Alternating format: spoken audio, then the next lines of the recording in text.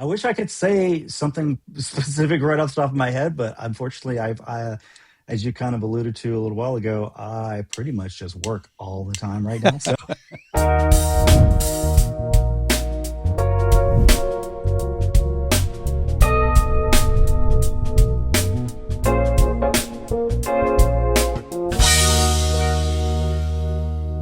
Joining me today from Atlanta is Blair Hasty, founder and industrial design director of Crafted By. Welcome, Blair. Who are you and what do you do? well, thanks so much for having me on. So, as you mentioned, I am Blair Hasty. I am an industrial designer. Been doing this for a little over 20 years now. Had an opportunity to kind of touch on a lot of different areas of design throughout my career, but I tend to play mostly in the tech space. But more recently, as you mentioned, I launched Crafted By, which we focus on physical product development, but we do kind of branch out into the digital and other aspects of product development as well. Great. Blair, what shaped the way you see the world creatively when you were first getting into design? Oh, what shaped the way I saw the world creatively? Yeah. That's a very tough question, but I would say I would actually challenge the question a little bit. I Okay. don't think that I I feel like creatives are born, not made. So there wasn't a period where I became a creative. I was Gotcha. shaped into the tool that I am today. Long ago, I was given direction as a young man, as very young in my life. Encouraged and told, "Hey, you're creative. You're good at drawing, and I love to take things apart, put things together." I feel like Right. that's a very common story. If you talk to many Yeah. industrial designers, you'll hear that a lot. And then, like most industrial designers, I got to school and didn't really know what I wanted to do. So I had that in the back of my mind as that is kind of my identity, my who I thought I was or could be. And then so I stumbled across industrial design as most of us do and fell in love and really just found a name for what that was. That was it wasn't it was always there. It was just Right. I found the moniker that matched that and was like, that's it. That's what I want to do. And so, yeah, that's a little bit about my creative journey, which again is a very common story. I hear it from designers all the time. Everything from 18 to 80-year-olds. I've heard the same story. Absolutely. It feels very familiar. Yeah. Yeah. uh, One of the things I think we think about as creatives is a lot of times there's a particular person or somebody that may have inspired us early on or helped shift our influences. Is there anybody in your early training that kind of set a tone for you? Oh, well, again, I think early on in my life, my both my parents were very encouraging of my artistic exploration and mine, I think, like most industrial designers, kind of took a little bit more, I don't want to say OCD, but let's say a rigid or mechanical form Right. factor in some way. Again, like I love to tinker with things and play with Legos and Lincoln Logs and things like that. So it wasn't just free form, let me just sketch random things all the time. Yeah. Um, but then later in my career, or in my school career, I had a wonderful chair professor throughout my um, uh, oh, uh, my master's program that On Sun Nguyen, a wonderful Korean designer, he was actually there to kind of help push me and challenge me in ways that I really needed. But and then I think continuing on through my career, I've had quite a few other mentors and people that I've looked up to. But I think early on, those were probably some of my early influences. Great. Great. Um, what project taught you the most, whether it was maybe not a success or maybe not really a failure, but Yeah. what did you learn from it? Oh man, there's so many, been doing this for so long. I do think, and I do encourage young designers to highlight that in their portfolio. Like, what did you learn with each one of these projects? It's Yeah, not so much what the project looks like; it's what was the outcome. What did you take absolutely. away from that? For me, the biggest one was I launched my own company, my own brand a number of years ago. I was making Apple accessory products. I Yeah, went out and I just, I literally did everything from the sketchbook to the marketing, the literal marketing. Like, I was the right. face of the brand, filming myself and putting my face all over TikTok and Facebook and YouTube and Instagram every single day. And that was a huge challenge for me as somebody. And again, I think, having talked to a lot of industrial designers, most of us tend to be kind of introverts and the Sure. quieter type. We got into this to make things, not to build teams and systems and organizations and programs. And so, whenever possible, we like to kind of go back to that comfort zone and just bury our nose back in the CAD program or the sketchbook. So for me to Right. put myself out there and do that, and not only taught me just an immense volumes about uh, the design, or where design sits within a company, and how it should interface with the other parts of the company, but what do those other Right. parts of the company do, and kind of what is the value that design brings as a part of the whole.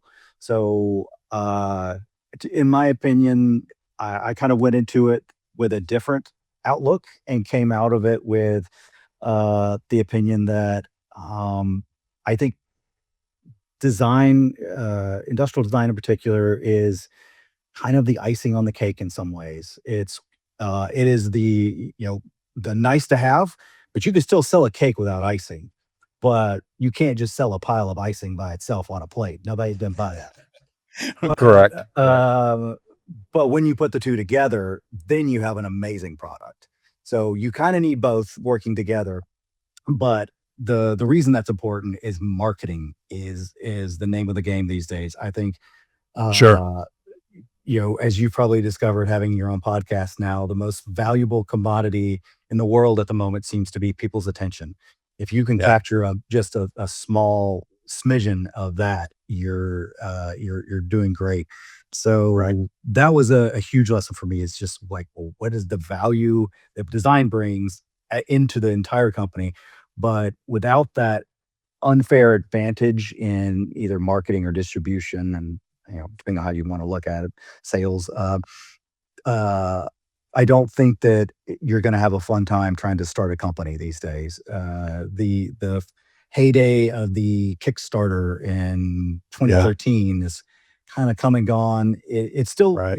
can be done, but your odds are much slimmer, and you probably need a much bigger budget than you think you do to actually get that off the ground, get it really going. So is that what you now are with clients or projects that you start yourself, since Kickstarter has kind of uh, peaked and we've gone beyond that? Mhm. What are some of those key learnings that you may bring to either a client or a project beyond having more money? Well, certainly, having that is key. Yeah.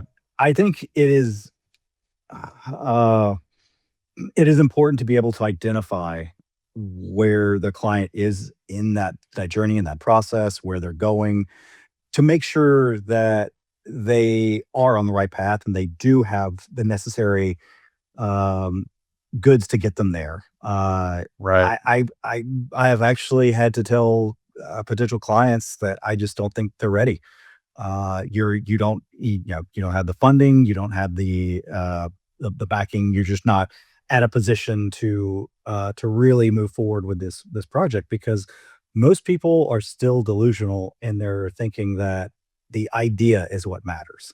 The Exactly. idea is not that important. It is Yeah. they're a dime a dozen. I hate to break it to anybody out there who's listening, who's thinking, "Oh, I got this great idea. I just got to, get the time to work on it." Like, nah, you got to get the funding and the execution. Really, it all comes down to the execution, and Yeah. and that's where I think myself and Crafted by come into the picture. Is um, if you do have an idea that you feel confident enough in, you have the financial means, the Right. time, and everything lined up to actually move forward with that, then we are the right team to execute on that and make it happen. We are the one-stop shop to say, "Hey, I can take this from idea all the way through to execution and beyond if needed." And I've done it. I've got the scars to prove it, and I can make it happen for you. But I want to make sure that I give all of our clients the best chance for success as we possibly can. I'm not in this to just make another portfolio piece for myself or Right. for the company. Right. I've been doing this, like I said, long enough that I've done plenty of cool projects. I got a lot of fun stuff under my belt. I'm in this for the success of the people I work for and the people I work with. Right. That's the best part is being able to mentor other people as well and help them succeed is has become part of my new goal.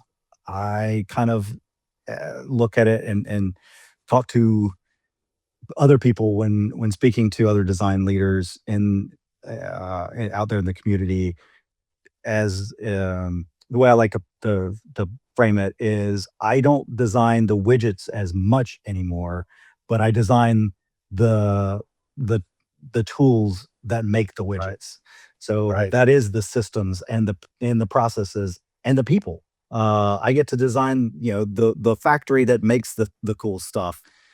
So it is still design in a sense. It's just a fun little mental trick I play to still you know, believe that I'm still designing instead of just doing, all the other types of tasks that I end up having to do these days. Well, you're talking about kind of pushing design upstream into the system and kind of beyond just the execution or the aesthetics. Mhm, And it feels a little bit of a good bridge of something you highlighted in your spotlight topic. And you talked about how it's design is a lot of times treated as an add-on. yes. And um, from your experience, what does it look like when you have a client or a somebody comes to you that becomes more of a strategic partner in design? Mhm. Oh, great question. I do think, you're absolutely right. It is, unfortunately, it has you know, I like to say, and the same company that taught the world to value design is right now kind of teaching the world not to value design as much, unfortunately. Uh, and I think that's a shame. I d- I feel like we need to work a little bit harder to really sell that value back into our clients, into our Right. stakeholders. Unfortunately, what used to be implicit and just assumed the value was just assumed that people would come to us and say, "Hey, we need this. We have to have this." It's now becoming harder and harder. Yeah, not as many people, especially in the economic climate we have today, where things are getting a little tighter and tougher. Yeah. We are having to go out and sell that value and push it harder and harder. So selling it upstream looks more like being a strategic partner within either a company or to your clients. So going out and helping define who the customers are, what their needs are, how you're going to solve those needs together. And I think that's the really important part is working together with again your clients and your stakeholders as much as possible to incorporate uh, the different kinds of thinking. Because again, marketing is a massive component.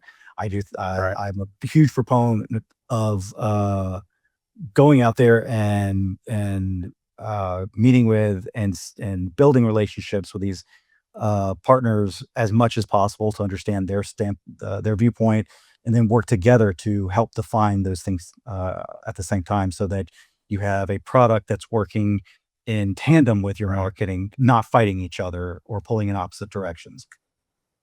So do you kind of view this more as uh, where this would start is from leadership, process, or trust, or kind of a combo of all three? Oh, definitely a couple. I think it's definitely all three. Certainly, trust is a huge part of that, I think, but that only comes after you've done the other stuff. So, Right. trust isn't something you can, build up ahead of time. It's something you can only earn as you do the process and prove out that you can, think in a more strategic fashion. And I think that Yeah. the days of, being the lone designer that just sits in your cubby in the corner and just, runs the CAD or the Yeah. sketchbook is kind of coming to an end. We have to start working more further upstream and downstream. And unfortunately, a lot of designers, they see the need to go downstream, but have yet to start working upstream as much, from my opinion, from what I've seen so far. And I think that that's actually more crucial a lot of times than the other way around. Like, we have to define Right. those project parameters, again, like who's the customer and what are their needs and how do we define what those things are? Like, those are all very important Yeah. questions that we need to work together to try to work with leadership and the other stakeholders within the company to try to understand and define as early as possible.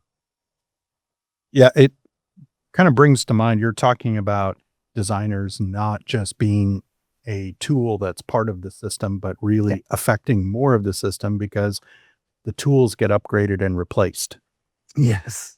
Well, if your only value is a tool, then you're a commodity, and Uh, it will come down to, how can we get somebody cheaper? And you will be probably underpriced somewhere in the world. Absolutely.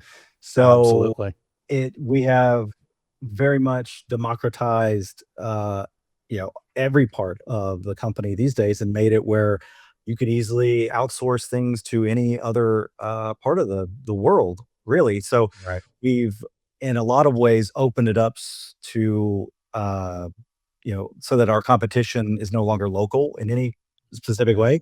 We are competing in some sense with the entire world, which I hate to say, propose it like that. Unfortunately, say compete, because I really don't like the idea that we're competing as designers with each other. I think uh, the more conversations that we can have amongst each other, the more interaction we can have, and the more notes that we could share with each other, the better that we all get at understanding how to sell the value of design to our stakeholders and clients and customers. There's more than enough of them out there for all of Yeah. us, but we have to raise the bar across the entire industry and stop looking at each other as competition, and rather partners that I just haven't worked with yet. I think a lot of cases we're not really competing very much with other designers, but Mm. with those that are not designers but may have access to tools. Yes, and that's I think and I think that was a good way to allude to the AI, stuff coming up in the world. Yeah. I think that's the biggest that's the one that everybody's gonna go to first, of course, is, Sure. well, now anybody that has access to the internet can produce their own concepts and their own renderings. Any product manager or, CEO or marketing manager, whoever it is, and that's true. Yeah. And but the same is true of all of their jobs too. I can produce a product plan now. I can produce a Right. marketing plan. I can produce a business plan using the same tools, but we're not. And Yeah. so I do think that you were never paying a designer to push the pencil or the mouse. You were paying them for their discretion and their ability to look at all of the criteria involved in the project and make the right decisions based on that. So all we've done is just make it a little bit easier for us to produce those early form concepts and iterations. Correct. So Yeah. I don't think if anything, it's just going to further separate those who have always done the work that way versus the ones who Yeah. were just doing the bare minimum and thinking, oh, Right. design is the tool. Yeah. Well, if that's what you think it is, then your job is probably not going to be around a whole lot longer.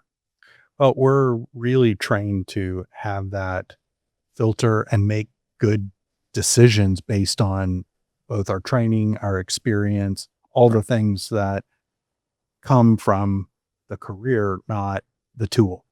Yeah, 100%. Yes, you're absolutely right. Uh, So, Blair, what is inspiring you right now outside of design? Oof. Uh, I wish I could say something specific right off the top of my head, but unfortunately, as you kind of alluded to a little while ago, I pretty much just work all the time right now. So I Yeah. don't have much of a chance to be inspired so much. Well, I mean, I do. I still get a chance to do things. I mean, you know, outside of my work life, I have a wonderful wife and daughter. Uh, that's my inspiration for my motivation and inspiration for doing everything that I do. Um, and then outside of that, I just am passionate about what I do. I love everything about product design. It again, it was one of those things where when I saw it that oh, I can remember exactly the day when I toured the school and discovered that and was like, "That's it." It's just Right. like it's like that, yeah, that falling in love moment, that hit Yeah. by Cupid's arrow kind of moment of, "Oh, that's the thing. That's what I wanna do. Oh."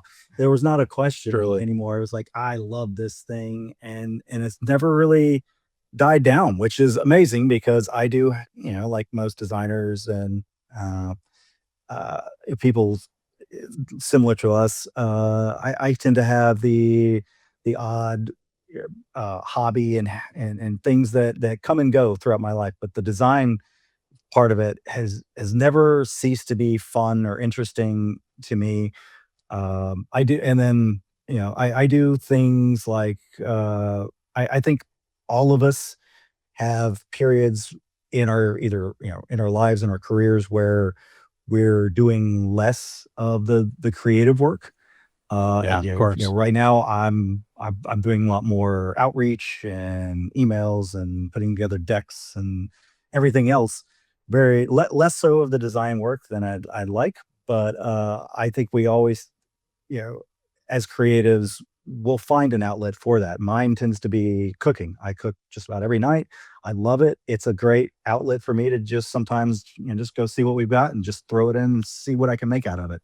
Uh, so That's kind of a great creative outlet that it still kind of wraps in our, maybe how we think as designers and creatives, but not at a uh, produced product end. It's more of something that we can share and enjoy and then move on from that experience.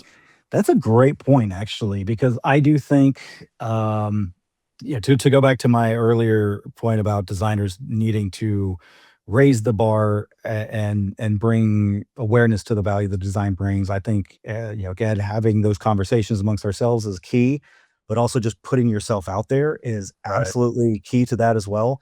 Most designers, going back to that introverted nature, that's not their comfort zone. You know uh, they don't want to do it most of the time. I didn't want to do it. I still don't love to do it. I force myself to.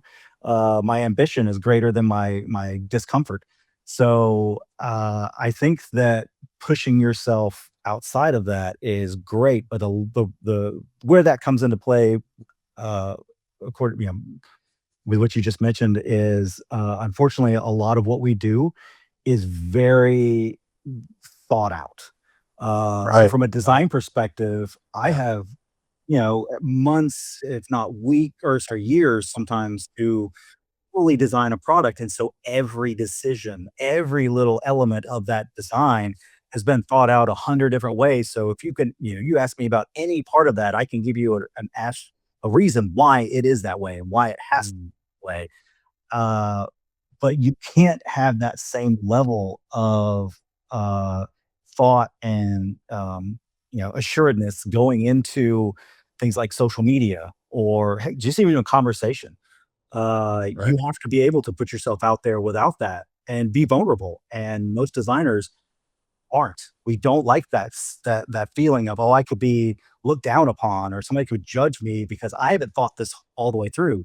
So going back to Right. what you were saying, I think the cooking aspect, maybe for me at least, has been a great way to get more comfortable with that idea of, hey, I could just slap something together real quick, put it on the table, and even if it's not the best thing, it's only one meal. I'll have another one tomorrow and Right. another one past that. Like you're gonna make mistakes, and sometimes my wife says, "Yeah, you put too much salt into this," and I have to kind of go, "Oh crap." Well, I'll try I've better. been guilty of that myself. Oh, I know. We're on polar opposite ends of the culinary spectrum.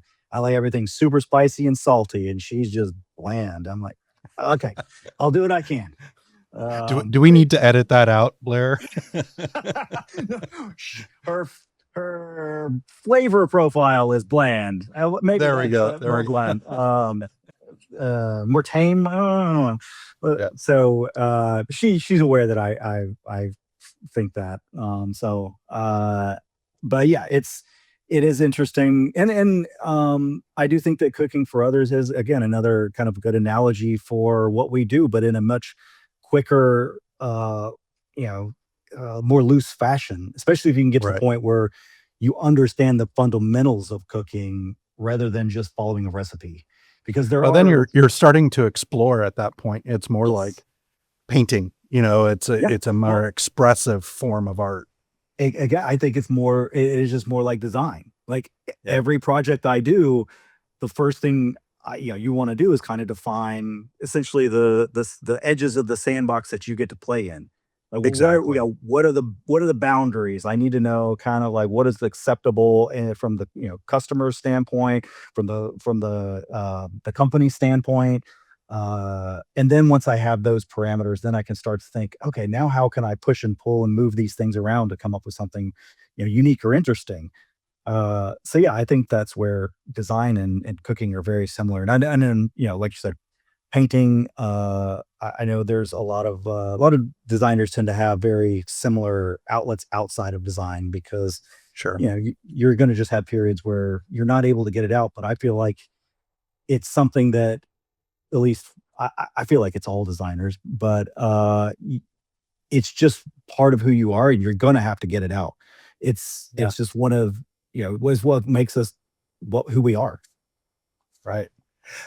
Blair, I wanted to touch a little bit on to something we discussed a little earlier was your visibility and saying that you're kind of initially more of an introvert type and you've Yes. put yourself out there, especially on LinkedIn, some other platforms. You're very intentional about using those spaces to provoke conversation.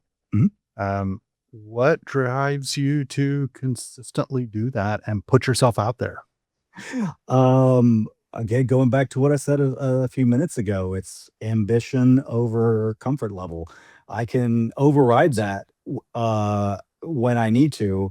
If there's something on the other side of that discomfort that I need, I don't care. I will push through it. It's just a matter of motivation, and I know not everybody is like that necessarily right off the bat. Or maybe it comes more difficult to some people. I would encourage you to do it. Put yourself out there. It is not as scary as you think. I'm sure you've gone through the same thing. Starting a Absolutely. podcast, and what helped me to get over that again was going through the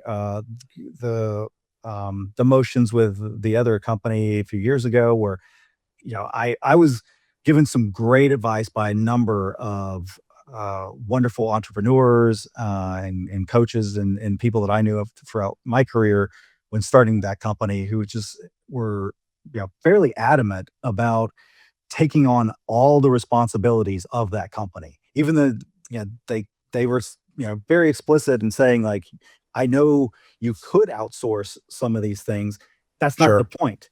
The point is that you need to learn it so that one day, if this works, that and you do get to hire that person, that the head of marketing or the product manager or whatever logistics person, that you understand what their job entails. You might not be like perfect at it. You might not have every bit of Right. information, but you at least know enough that you can make an educated decision on who to hire and what the responsibilities should be. Yeah.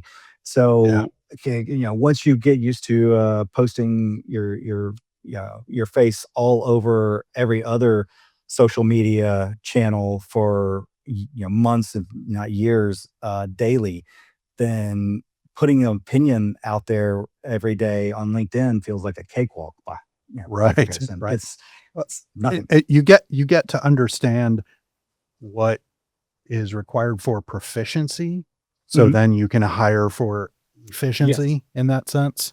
100%. And then, uh, and just like, just about anything really, I think most things, social media and, under, the best way to do it is to not try to come up with the perfect plan and then execute.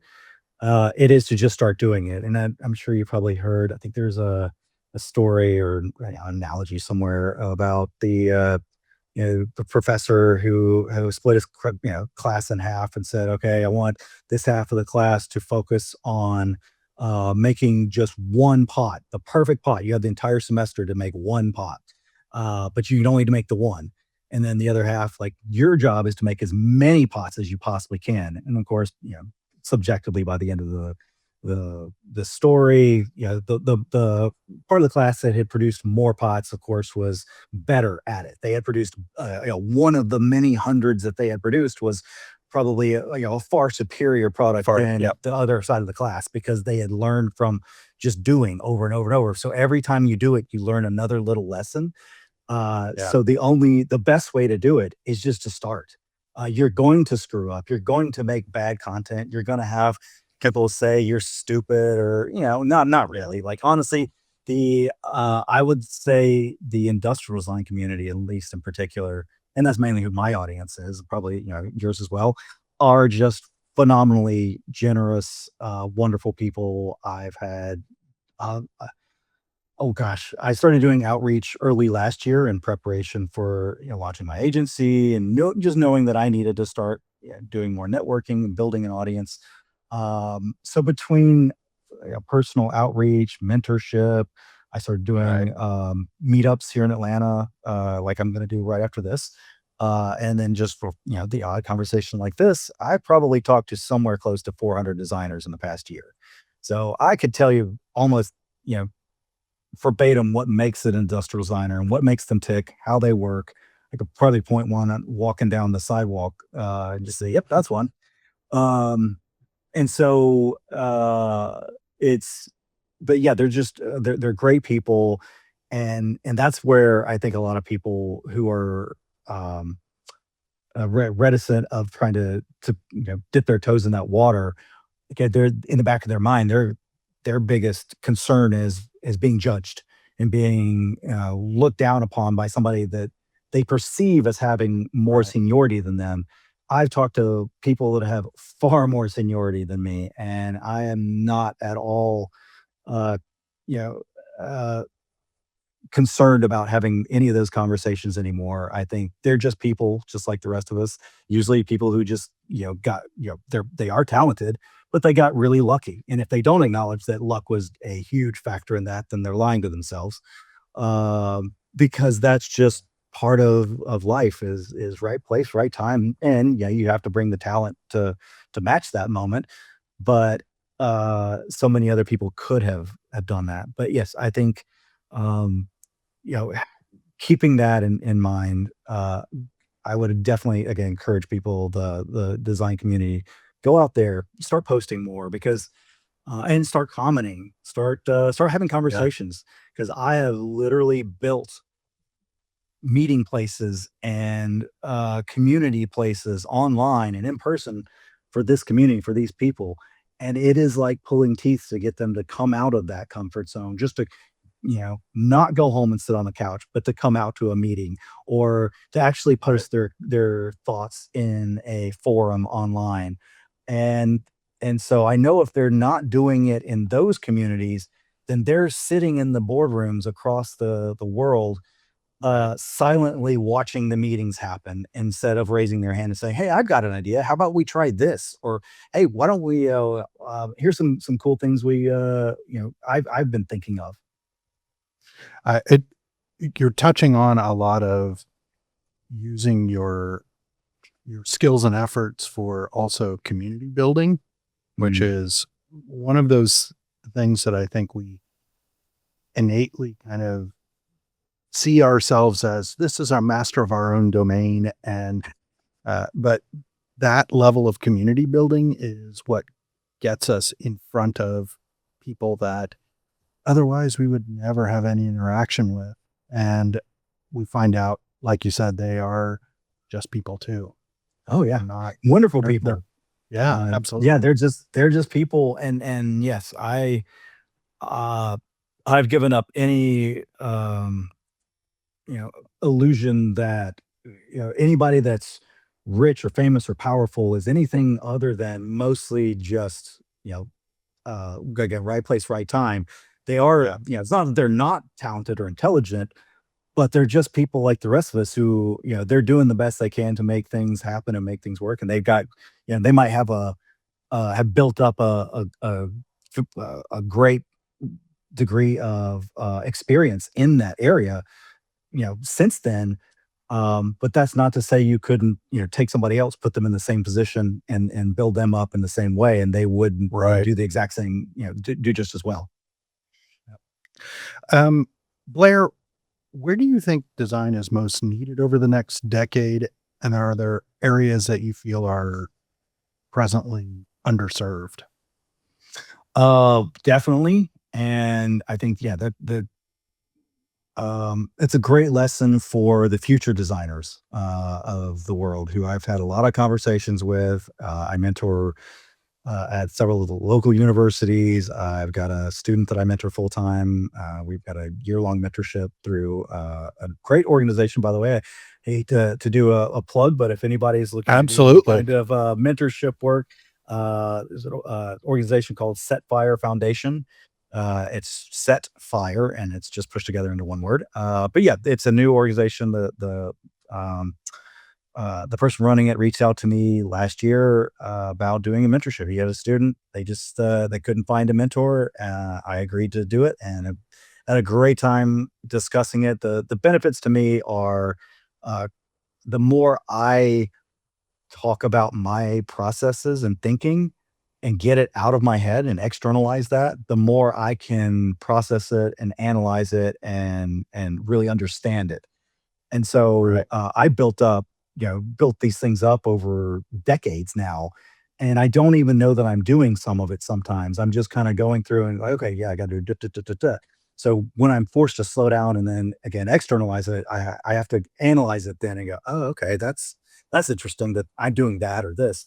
Um, so, to break back into your question, the thing that I think that I'm seeing as the future of design, and also the biggest lack in younger designers right now, which is kind of weird and sad at the same time, that many of them have grown up in how do you say, a digital lifestyle, in a Sure. their lives are attached to their phone. I have a 16-year-old daughter. I know what it's like. She doesn't feel the need to even go out a lot of the times and go see friends, because why would you Right. need to? They're all right here. I have them all the time. Yeah. That I can talk to anybody. I can FaceTime them. I can message them on 20 different platforms. I could send them any thought, any image I want, which is vastly different than obviously the way probably you and I grew up. And so Truly. yeah, I mean, I don't want to make any assumptions, but you've got enough gray in your beard that I'm Yeah. pretty sure you didn't grow up with Absolutely. um, but yeah, but yeah, I think the reason that that's important is that they're very reluctant to talk to other people. because of that. Much more so than previous generations, just to have a conversation. I have talked to many Right. students who I've said, well, what kind of research did you do for your project? And then they'll say, oh, well, I asked ChatGPT how people would feel about this, or I just went online and found some stuff in a blog or whatever it is.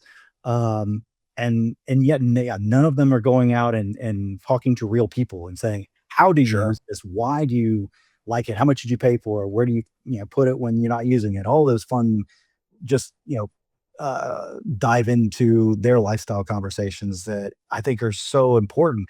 And with as you, pointed out earlier, the rise of AI and becoming more and more of our tool set replacement for a lot of what we've done in the past.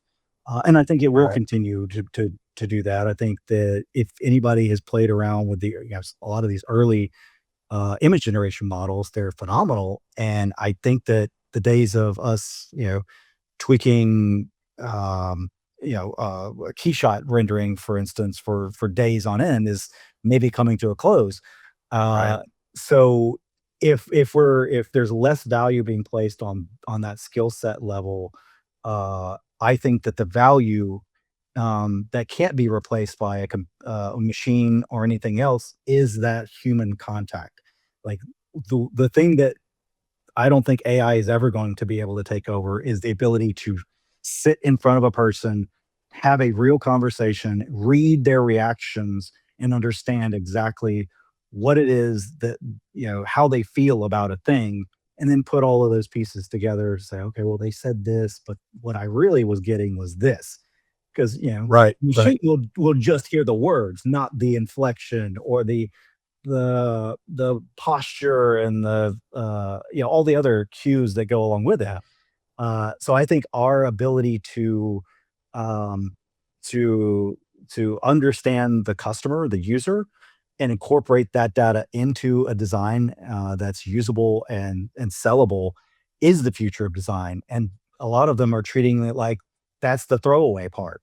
Like I keep trying to tell them, you got to do this. This is the only thing that will be left down the road because the rendering and the sketching that can probably be at least a good part of it might be handled by AI in some form or fashion. Like you would, I think, again, your discretion, your ability to look at that and decide which Yes, of ones course. are more applicable are going to be what you're going to be paid to do. But pushing the pencil and or the mouse, maybe not as much. So that's where I think the future of design is headed. Is um, the thing that makes us the most valuable was never kind of what we talked about earlier was not our ability, is not our artistic ability as much as our empathy. That's what's more important is the ability to understand and read the cues and really feel what the end user is after and make those decisions based on a lot of those cues. It's literally our humanity infused in there. Yeah. Yeah. And that's what we will be bringing to the table down the road. And honestly, I think that that puts us in a much better position than many other professions, and that we at least do still own that humanity component. Right. Like that was always built into our what we do. It was always the most important. We just as a profession got too obsessed with the tools. We've gotten Yep. obsessed with the ability to sketch the perfect sketch or the ability to make the perfect rendering, the most Yeah. realistic looking thing. And those are great, nice to have, super important. But you know, if I can pay a tool, you know, $10 a month to do the same thing, then I don't really, Yeah. that it's not the most valuable thing that you can be bringing to the table. Exactly. Exactly. Blair, thank you so much for joining me. This has been great conversation. I really appreciate you taking the time and answering some questions. Yeah. Well, thank you so much. I really appreciate it, Max. This has been a ton of fun. Always happy to do it if you ever want to jump on another call. Great. Thank you. Have a great one.